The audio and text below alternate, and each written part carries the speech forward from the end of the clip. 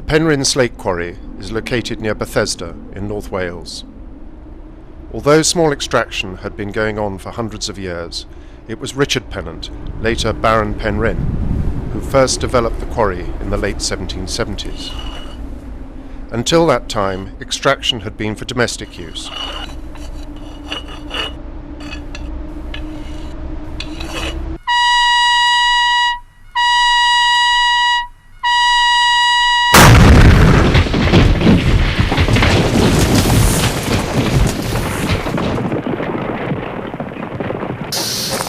Pennant started to develop a proper transport infrastructure that ultimately led to the Penrhyn Quarry Railway.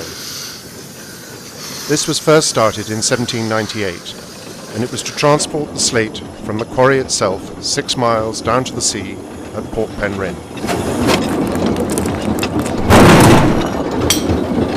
At the end of the 19th century, it was the world's largest slate quarry. The main pit was nearly a mile long and 1,200 feet deep, and it was worked by nearly 3,000 quarrymen. The quarry was worked from galleries cut into the rock, and each one had its own railway system, with a small steam locomotive. The galleries were connected by inclines, which enabled good slate to be taken to the dressing mills, and the waste to be taken to the huge tips.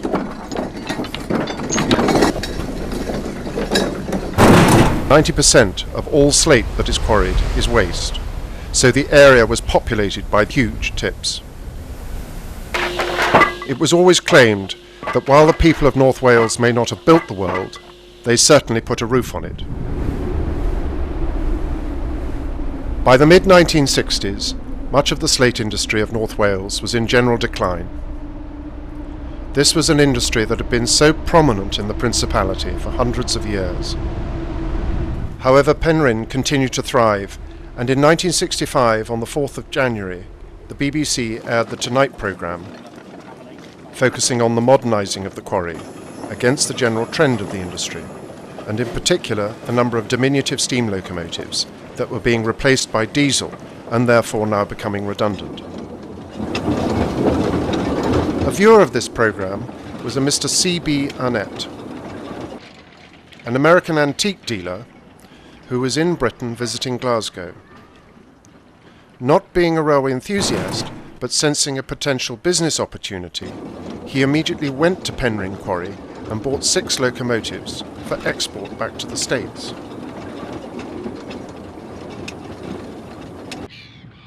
So it was, on the 21st of July 1965, Hunslet's, Winifred and Nesta, Avenside's, Machlin and Ogwyn, and Barclay's, Glidder and Keggin were taken by train to be loaded onto the SS Manchester Progress, which was bound for Norfolk, Virginia and the New World.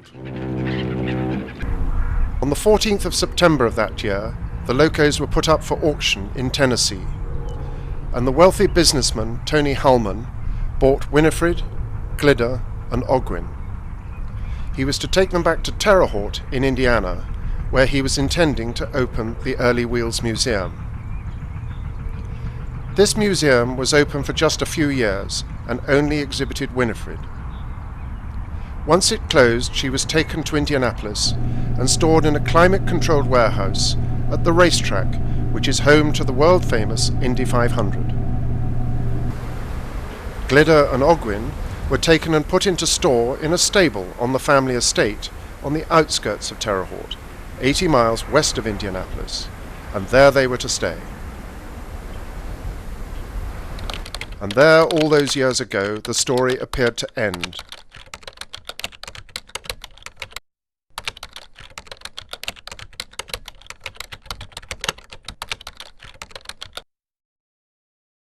Until March 2012, when Graham Morris and I went to Indianapolis. We were to conclude nearly 2 years of negotiations with the Indianapolis Motor Speedway Hall of Fame Museum for the repatriation of the engines. These had been in their ownership for nearly half a century. The 26th of March was the day when Winifred was to be loaded for the 5,000-mile journey home. And for the first time in a generation, she was to see the light of day. For some reason We arrived at the warehouse on the north side of the racetrack with Ellen Byerly. She was the director of the museum and had been our main contact in negotiating for the locomotive's return. How can we do it then? I don't want those to break off.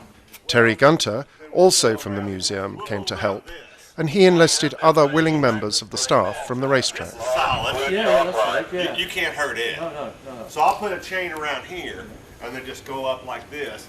Organising all the logistics from the other side of the Atlantic was never going to be easy, and Graham continues to check with the shipping company that the containers are going to arrive on time and in the right place. Right, all right.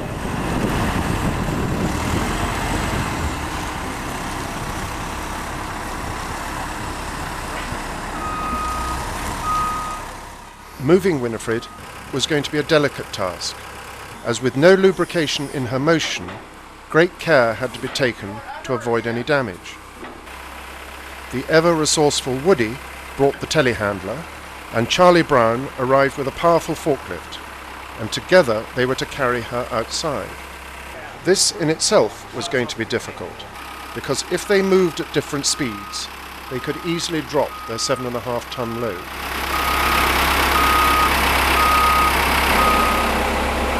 Charlie and his forklift were at the limit of their capacity, which made for an interesting few moments. They lifted Winifred, and for the first time in a generation, brought her out into the bright spring sunshine. It was only then that we were really able to appreciate the extraordinarily good and original condition that this locomotive appeared to be in. There was even char still in her smokebox from when she last steamed in Wales.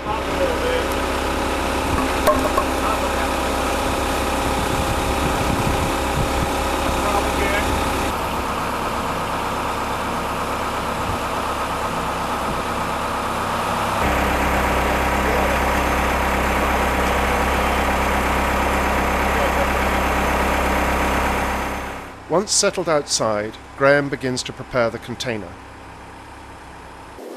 Woody and Doug recover materials from other parts of the racetrack.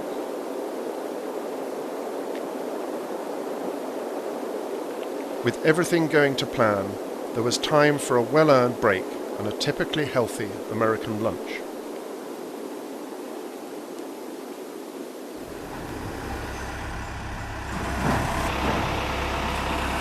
Close the door.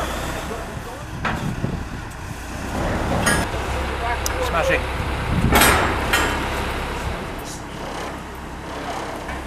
Woody now positioned the container so that Winifred could be loaded backwards. This was to ensure that she came out the right way round when she arrived back in Wales.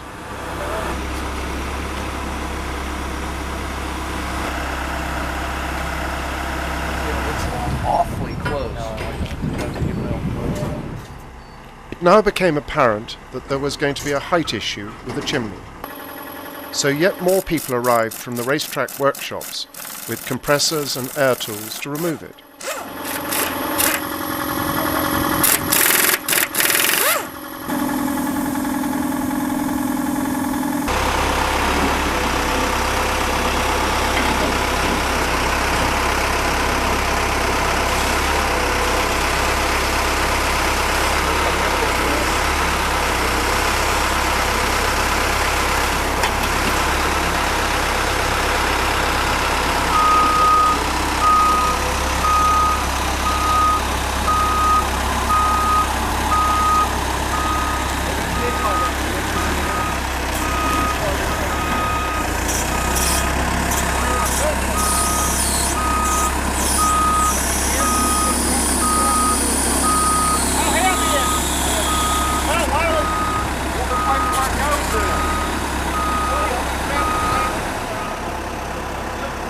I hope you don't scare me.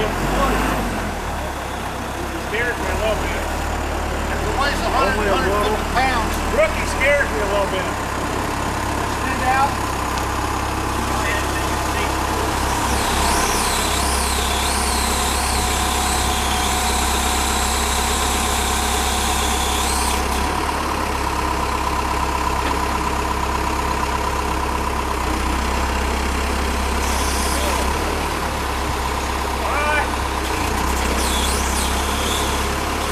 Once lifted off, this was carefully stowed on the footplate.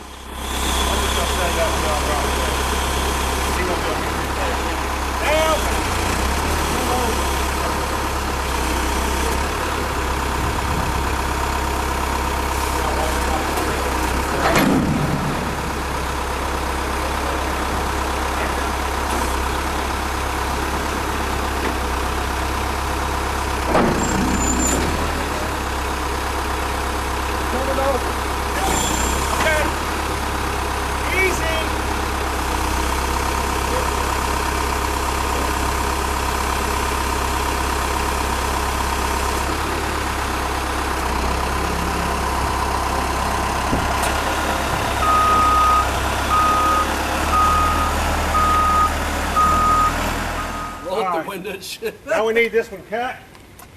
How long do we need that tie? 20. This really was an amazing place. Every time we thought of a tool that might be useful, it miraculously appeared. There's a car jacket on the back of Terry's. Well, I can get more jacks too if you would rather have. Well, it's low. Because we don't really want a jack under here.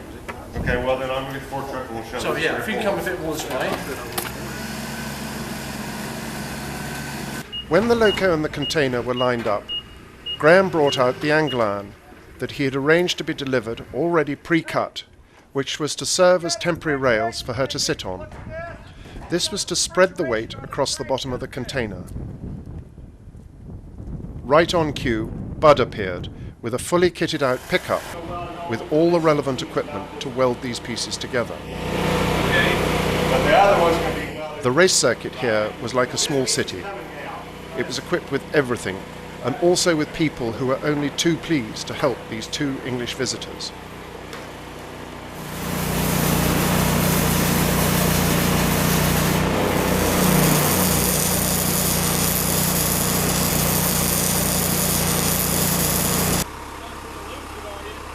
Everything was now in place to gently ease Winifred slowly into the container. He's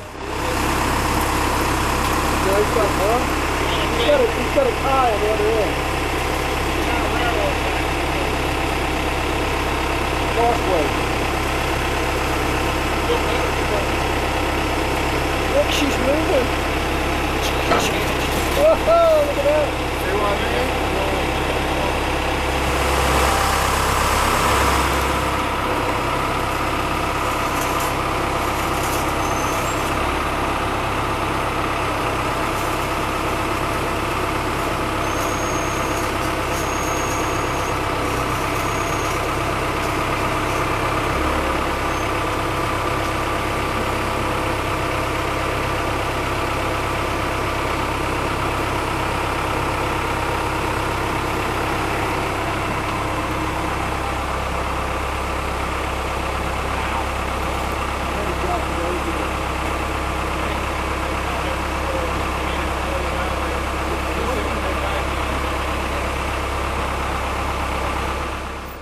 As a testament to Graham's plans, all this went smoothly and faultlessly.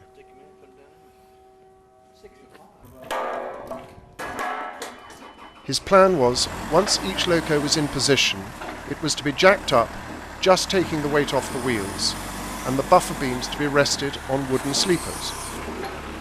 Around these sleepers was a loop of chain, and using this as an anchor, heavy-duty straps were tightened down, thereby minimizing any chance of movement.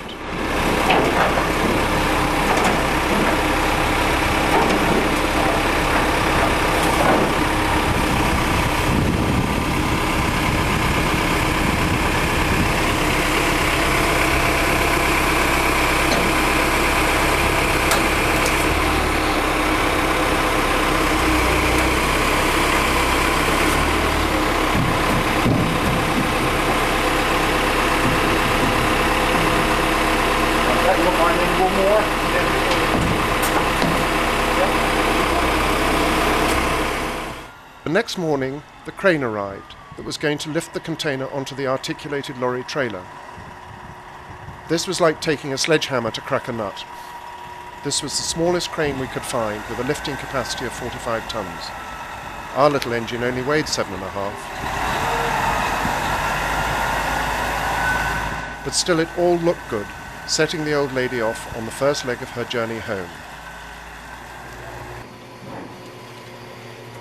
Shutting the door for the last time, it was strange to think that the next time Winifred was to see the light of day, she would be back in Wales.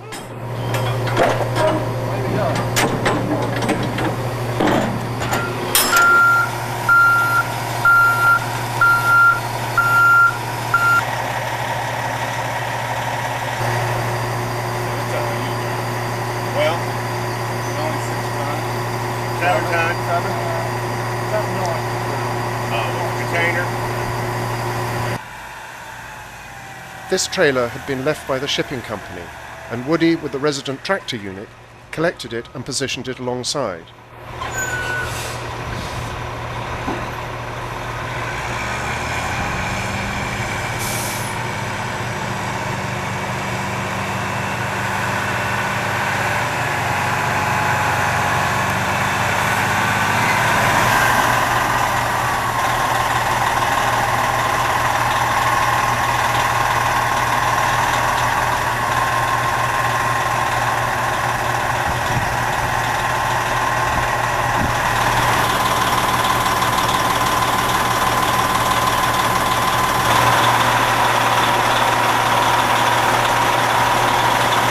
To Graham, the temptation was too much, and while the crane was setting up, he could not resist taking the unit for a quick spin round the car park.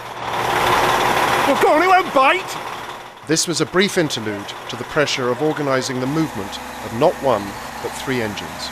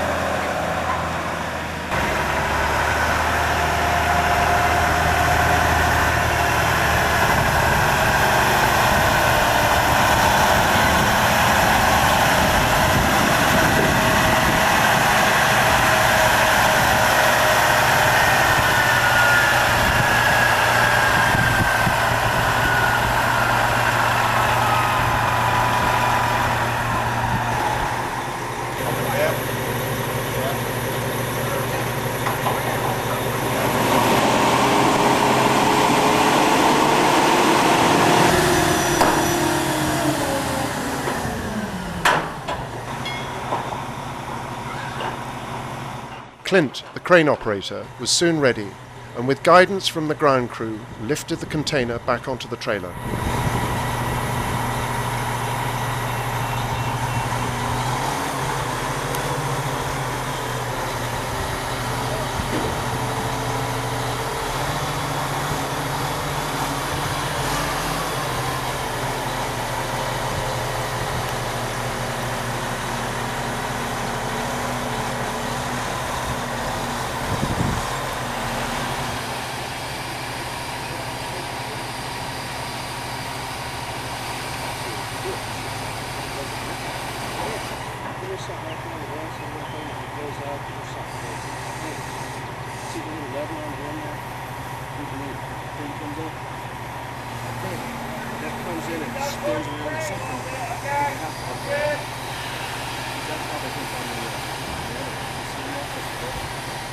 With her safely on board, it was time to move on to Terre Haute, leaving Winifred to be collected and taken to Chicago.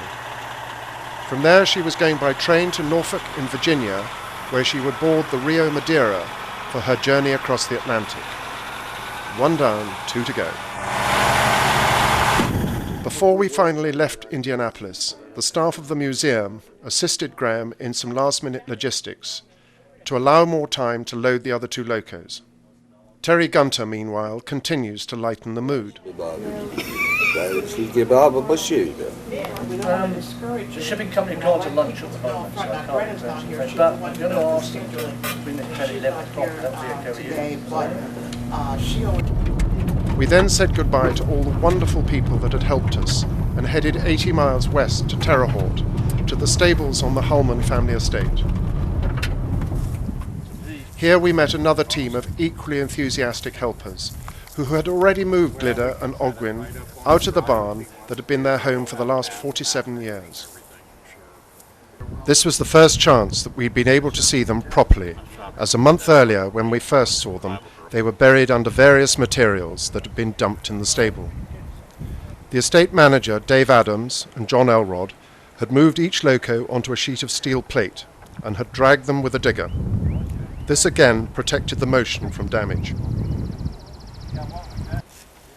A ramp had to be constructed to move the locos into the container, and as luck would have it, in the brambles was an assortment of light rail. Graham selected 2 lengths that looked vaguely similar, and with a plan of action decided for the next morning, we called it a day and retired to our hotel.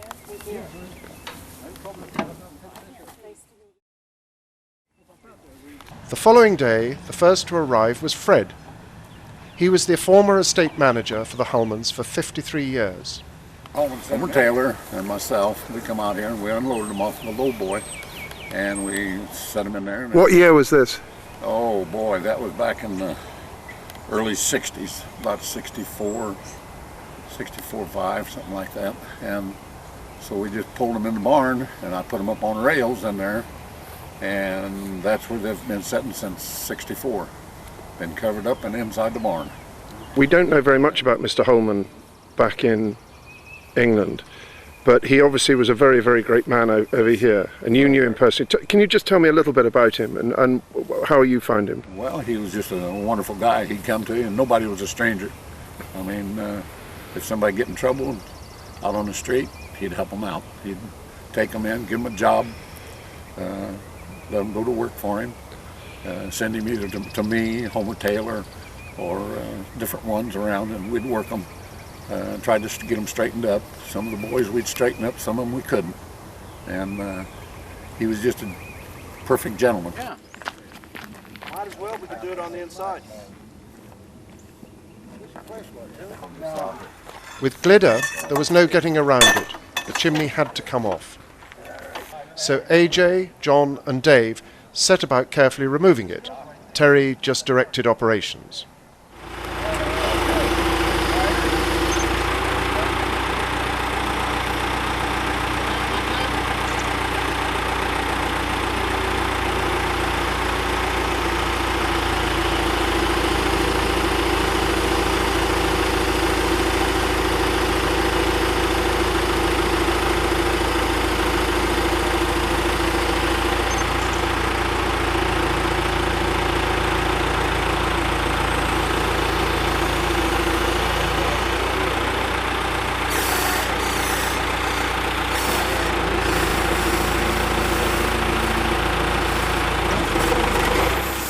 The web of the rail was cut from one end, and this was to form the loading ramp.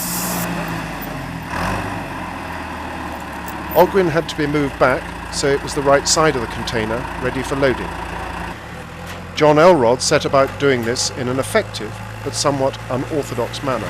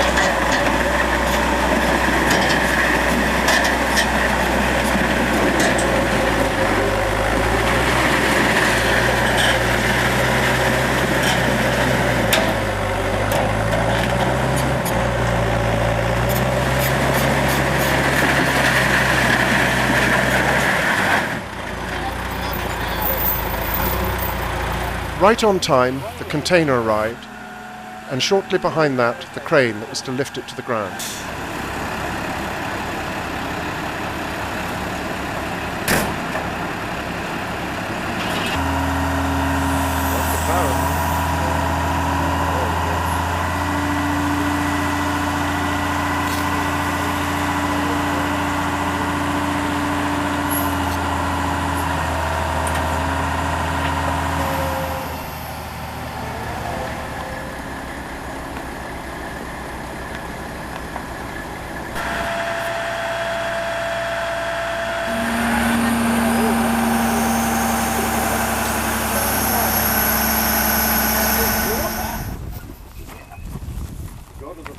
The rail was put in place and then packed to support the weight.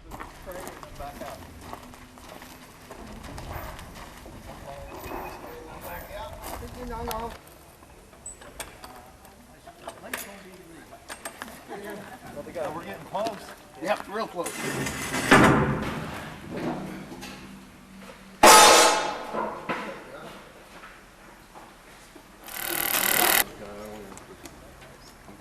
What do you want next to it? This one? Yes. Listen. Having lined everything up, Ogwyn was the first to go in and was gently pulled up the ramp. Do you want to cut a piece of jelly in there? Yeah. Hold it there. We have the same on the other side too. John then eased the digger against the back of the loco and inched forward.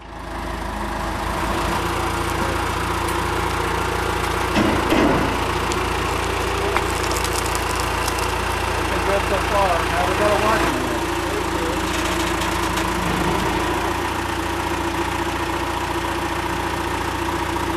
Okay, come on forward.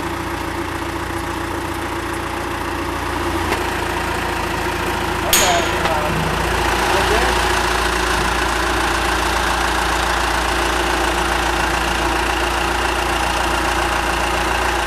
Once on the ramp, everything went well, and soon she was sitting on the same temporary rails that Graham had designed for Winfried.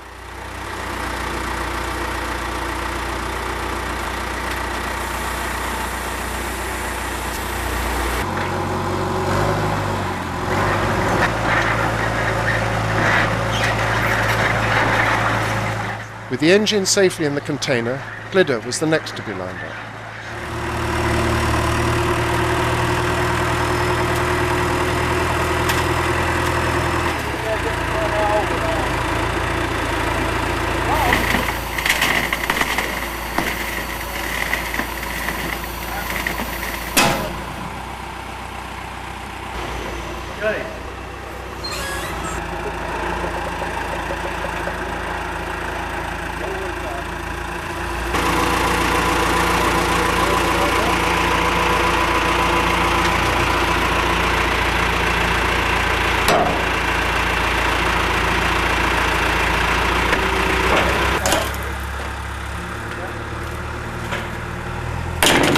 A slight gauging issue had to be addressed in the traditional way with a large hammer.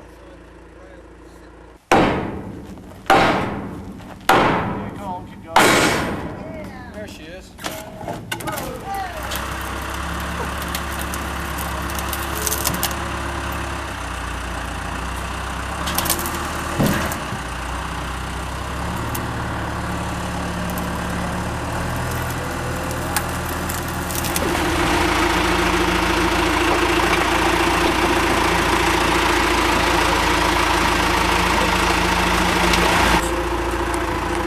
Glidder was not going to be as easy, as again there was going to be another height issue.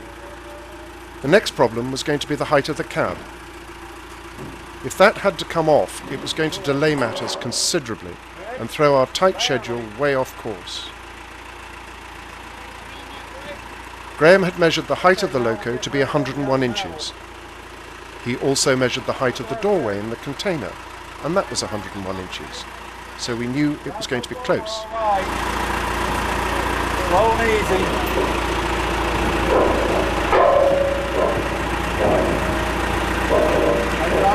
Up a little bit and you're going to fit? Did it fit? Did it fit? Needless to say, Graham's measurements were absolutely accurate, and by the smallest of margins, we were stuck. About ready to drop. Then, with the same idea as moving a piece of furniture through a doorway, he instructed the front of the loco to be jacked up as high as possible, and with the narrowest of gaps, the engine slid in.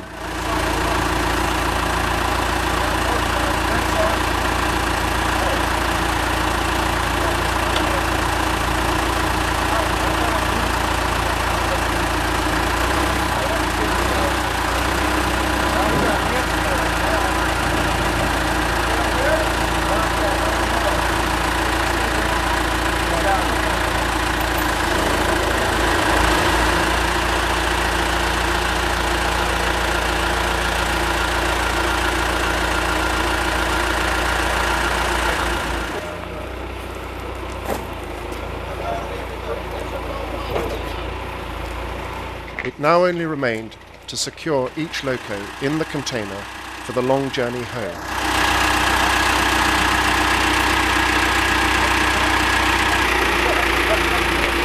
Our only disappointment to the trip was that Glidder, which was now to belong to Graham, was complete except for the maker's plates. These proved the true identity of the locomotive, and it was sad that with everything else absolutely perfect, these items were missing. Fred called us over, and there in the back of his pickup were oval brass plates. Our hugely lifted spirits were soon dashed, as these turned out to be from locos from the Fiji Islands. Trying to disguise our disappointment, I wanted to interview Fred to record his recollections of the arrival of the locos. You are probably the most important person in America that can help us with the history of the missing period between 65 and now. Now, you unloaded these locomotives, is that right? Right. And tell me the story of how they came into your life and what you did with them. Well, they come in here on a lowboy. Semi brought them in here, and we unloaded them with what we call a wrecker or tree truck and a dozer.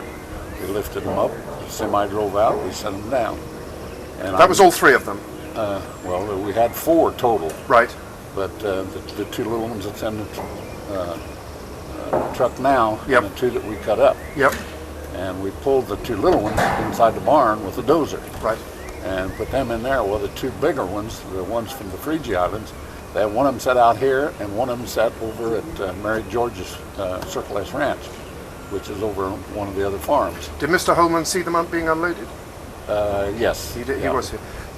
The other one, which we call Winifred, that was up at Indianapolis, did you have anything to do with it? That's the little one that they had in the museum at Terre Haute. Yeah. We loaded it up and they shipped it to Indianapolis, and I never seen it anymore. But before that, did you put it into the museum in Terre Haute? Yes, I helped unload it off truck with a tree truck that I had, or the wrecker that we had. Okay, and that was from the truck that brought it from wherever it came from. Okay, and so it was on display in Terre Haute. Yeah, Early Wheels Museum. Okay, how long did that museum last? Oh boy, I don't know, but a girl by the name of Doris Jones is the one that ran the museum. Mm-hmm. And she ran it for several years, but I can't remember just how long. Okay. But we had all kinds of antique cars and trucks and race cars and this train and several other items in there that was antique. Can you remember roughly when you loaded it back onto the lorry, Winifred back onto the lorry and sent it to Indianapolis? Not really, because that's been too many years ago. I slept a few times since then. Just a few, yeah. But I'm going to guess it was in the early 90s. Right, okay. I'm guessing. Right, okay, okay. And that is strictly a guess. Sure. Mrs. Jones could she could tell all about that, because she's the one that knew. She was there the day they closed it and everything was loaded out. Sure. I was just one of the helpers. Fine. But these two that we've just loaded, Ogwin and Glider, no one has seen those since 1965, is that correct? Roughly, no one's other than the curator in Indianapolis Motor Speedway, and staff. Tony would bring out guests once in a while and bring them in and show them that he had them in here, and it was inside the barn. It's amazing. They're now going to be seen by thousands and thousands of people. It's been in the barn since we brought them in and drug them in the barn, and they've been there ever since. Fantastic. Fred, bless you, mate. Once everything had been secured, Terry instigated a final search of the barn in a last attempt to look for Glidder's plates.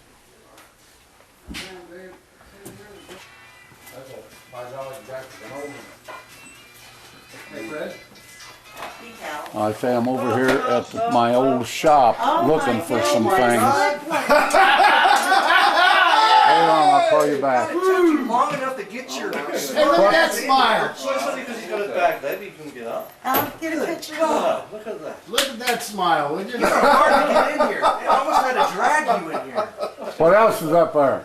Hey, and some of these guys have got some pretty good poker faces. Show me. Here. You put these up there, yeah? Yes. Yes. Where were they? You were set up. Fred found them. Fred You had them at home? Yeah, they were hung with those other We plates, and he found brought them. them in this morning. I said, oh, we got to do this to him. We got to do this. That's why we showed you the other ones first. I said, show him these, let him get all pissed off and bummed out, and then we'll let him come in here and find the real ones. We shouldn't have put him through that. We got him to smile. Look at that. Let Fred tell the So I was story. up there ransacking last night before I went out there, and then of course I looked again this morning. I was up there and crawling all through them boxes and things that I had up there. There wasn't nothing there, and I happened to think about them boxes out in the barn. So I went out there and I walked in the barn and opened it up. I got a little 16 by 16 Dairy Queen barn with a shelf on it. I haven't been in that barn on that shelf for, well, since before Homer died. And so 20 years. when I stored that stuff back there and just laid it up there, so I told the wife, I said, I got them boxes out there, let's go through that. The tools that belongs to that lathe that I got in the shop. So I went out there and I carried the box down off of it, and of course one of them was heavy, and I dropped it on the ground. And we ransacked it, and it was just tools and things that belonged to the lathe. So I reached up and got the other box, and I pulled it off the ledge, and when it did, the bottom about fell out of it, so I just dropped it.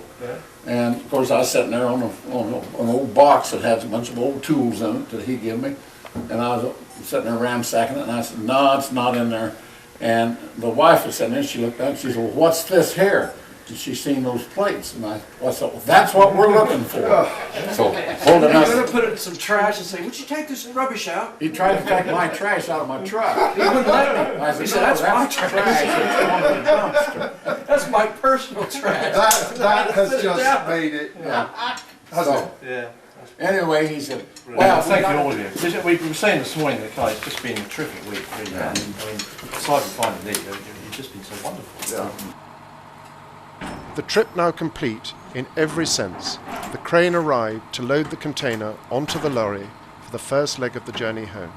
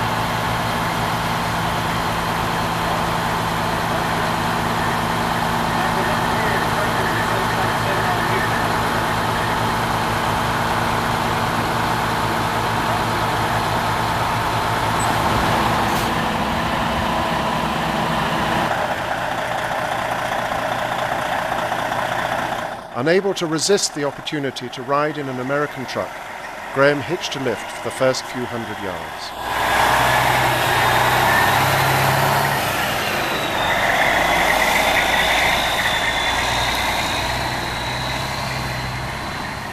Again, it was strange to think that the next time we saw this container, it would be back home.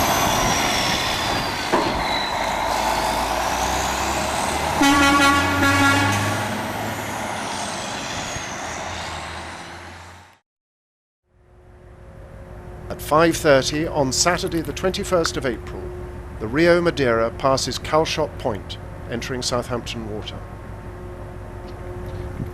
The sea was like glass, the sun is slowly coming up, and somewhere on board is Winifred, coming to the end of the longest leg of her journey home.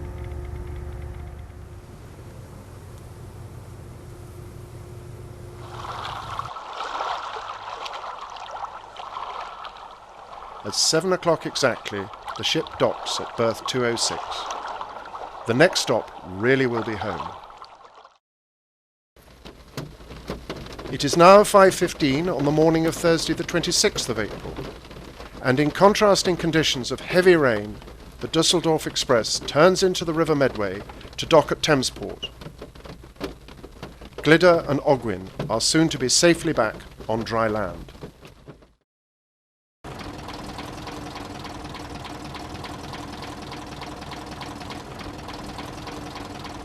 It was an anxious start to Saturday the 28th of April, as Winifred was delayed coming up to Wales from Southampton.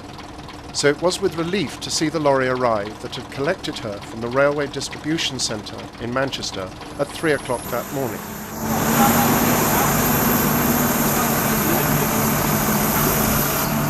Graham oversaw the lifting of the container onto the road leading from the carriage shed.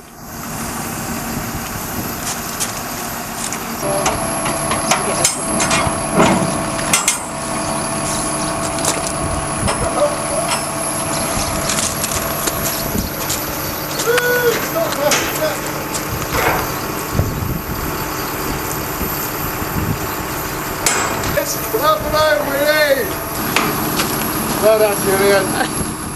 Opening the container, I found to be incredibly emotional. It had been such a long journey, which first began nearly 2 years ago and 5,000 miles away, endeavouring to get her home. And here she was back in Wales after nearly half a century, and in as good condition as she was when she left. We were looking back in time, a time capsule in every respect. As Winifred was still to her original wheel gauge, care had to be taken that she would pass through as few points as possible to avoid fouling the check rails. These had to be removed just outside the shed. To pull her out of the container with Alice was one little engine welcoming home her long-lost big sister.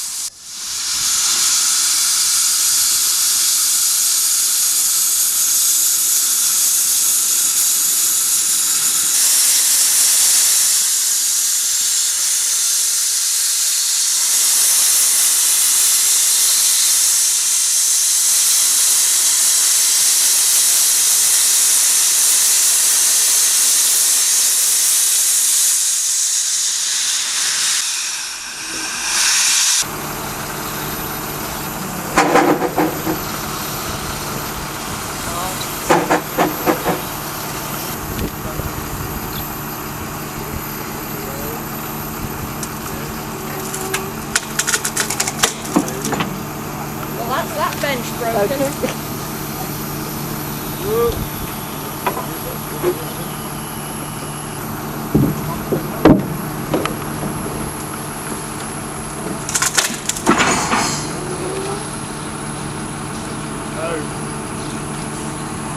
She's home!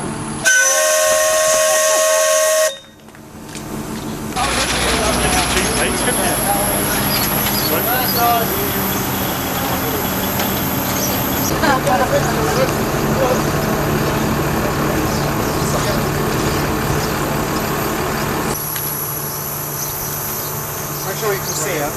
Ladies and gentlemen, thank you very, very much indeed for coming out today. It's a really, really historic moment. I apologise for my loss of stiff upper lip earlier. I found it terribly emotional.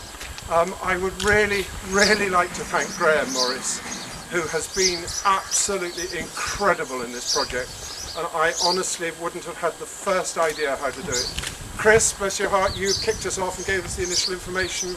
There are so many people I would like to thank, and I really hope that in the future you will come and enjoy and join in the fun that we've been stupid enough to kick off. You two guys, you're part of history now. You know, bringing her back after 47 years. She's 130 years old. As I've said time and time again, when she was built, Queen Victoria was still on the throne, and the First World War was still a generation away. It's extraordinary how she survived, and you've all had a part to play in it, and I can't thank you enough. And I really, really look forward to possibly coming back and seeing her when we put life back into her. But in the meantime, thank you, Bobby, Roger, Rob, I'm sorry you've got your work cut out for you, but again, I couldn't begin to look at doing this without your help and guidance in the future. So the sun's hopefully coming out, the birds are starting to sing. It's a day I will never, ever, ever forget. And thank you all very, very much indeed for sharing it. 3 cheers for Julian and Winifred. Hip hip! Hooray! Hip hip! Hooray! Hip hooray!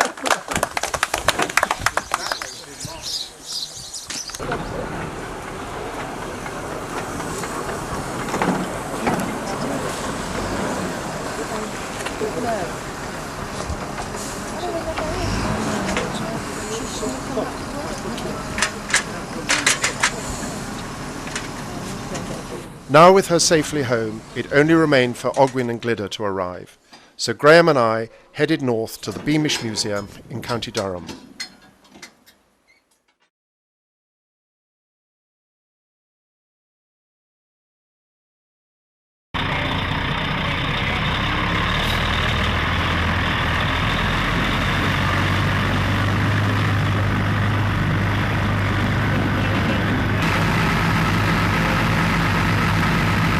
This container arrived on time, and the unloading was planned to take place with the aid of a lorry with a detachable flatbed. This was to position the locomotives so that they could be manoeuvred to the entrance of the engine shed, where they were to be exhibited for the next 18 months.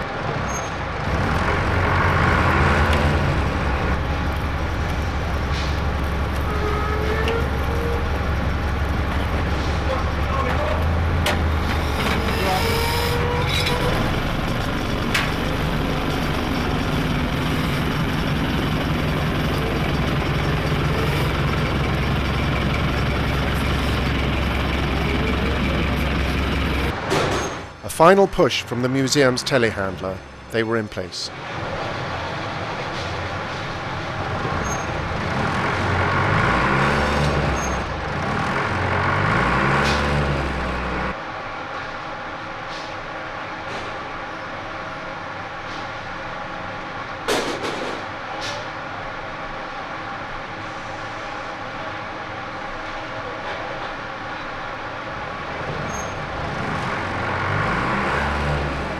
And with Graham's last thumbs up, the task was now completed. The Indiana Three were finally home. They were safe, and their future was assured for many years to come.